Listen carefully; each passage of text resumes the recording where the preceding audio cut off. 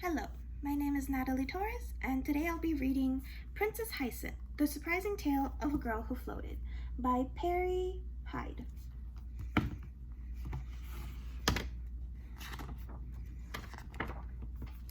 Princess Hyacinth had a problem. Well, you're saying everyone has a problem, but this was an unusual problem. Oh, she didn't look unusual. That wasn't it. She had 2 eyes, and a nose between them, and a mouth under that. You know, the usual things in the usual arrangement. In fact, if she wasn't all dressed up in her princess clothes, you'd think she was just anybody. So, what was the problem? Princess Hyacinth floated. Unless she was attached to something or weighted down, she just floated. Up, up, up.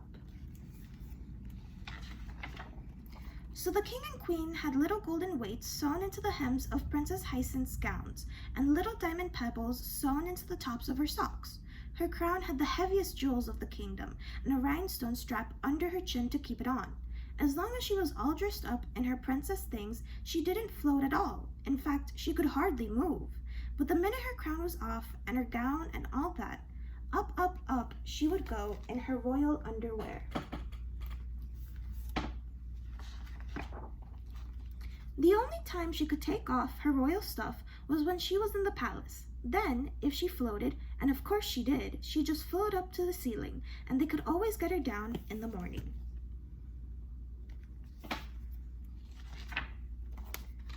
Why can't I float around outside? Was a question Princess Hyacinth had asked 6 million times.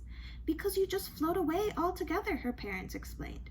Poor Princess Hyacinth, she wished she could run outside like the children who played on the castle grounds. Instead, she sat at the window in her royal bathing suit, wearing a seatbelt, looking at all the children having fun.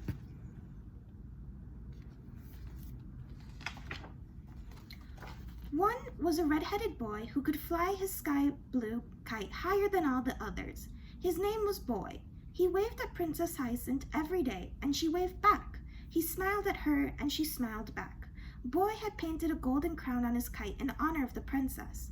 Wasn't that nice? Boy had come over to her window to say hello a couple times. Well, 7 times. She had counted every single one.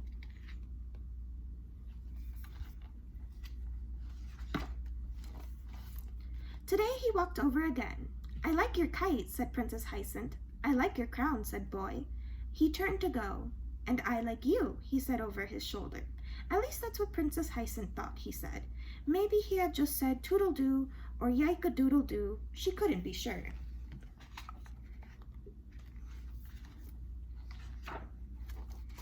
After a while, the children left the palace grounds. I'm terribly, horribly, dreadfully bored, said the princess. She decided to go to the park. Of course, she had to get all dressed up in her princess clothes first. The weights and everything, the crown and everything.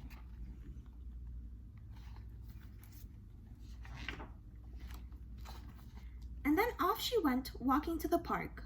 Well, she wasn't exactly walking. She was sort of dragged along.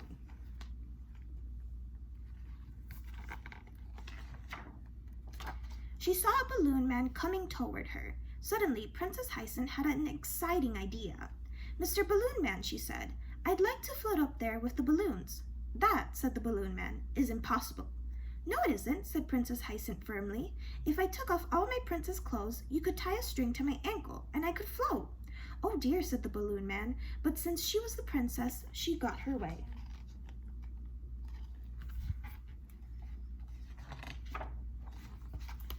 Princess Hyacinth took off everything from tip to toe except her royal underwear and put it in a neat pile under her umbrella. She left a sign, Do not touch property of the princess.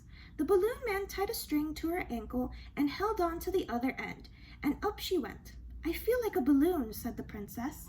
The balloon man walked through the park, and Princess Hyacinth bobbed along with the balloons. It was pretty exciting.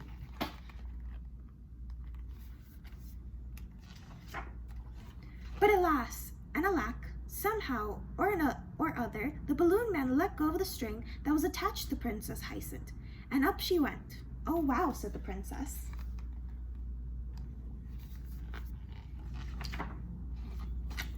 The balloon man ran to tell the policeman. The policeman told the palace guards. The palace guards notified the king and queen. "Oh dear," said the queen. The king got out his binoculars so that he could watch the princess as she floated up and up. "As long as I keep an eye on her, she won't get into any trouble," he said. Princess Hyacinth floated higher and higher. But hey, she loved the free bird feeling.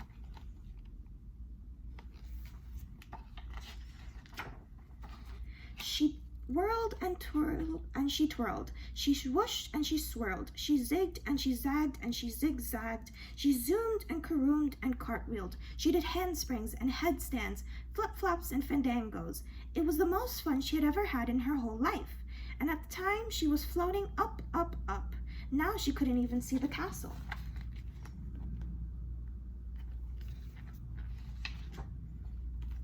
"I never knew the sky was so high," she thought.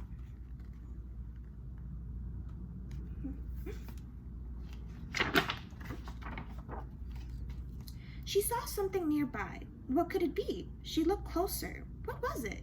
It was her crown, her golden crown. What was it doing here? She was close enough soon now to touch it. Look, it was Boy's kite with the painting of her crown. Oh my, before she knew it, she was tangled up. Now what?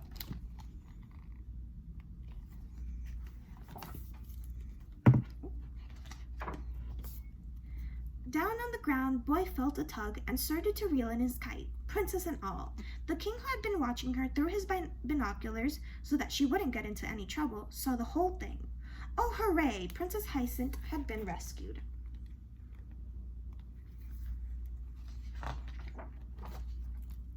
Boy was a hero. The king gave him a bag of gold. Now what? Well, since Princess Hyacinth had such a wonderful time floating up there in the air, she wanted to do that every single day. And she did. Every day she went out to the palace grounds in her royal underwear, and up, up, up she would float.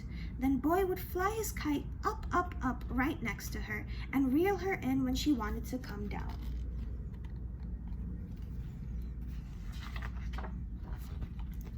And then she would invite him into the palace for tea and popcorn.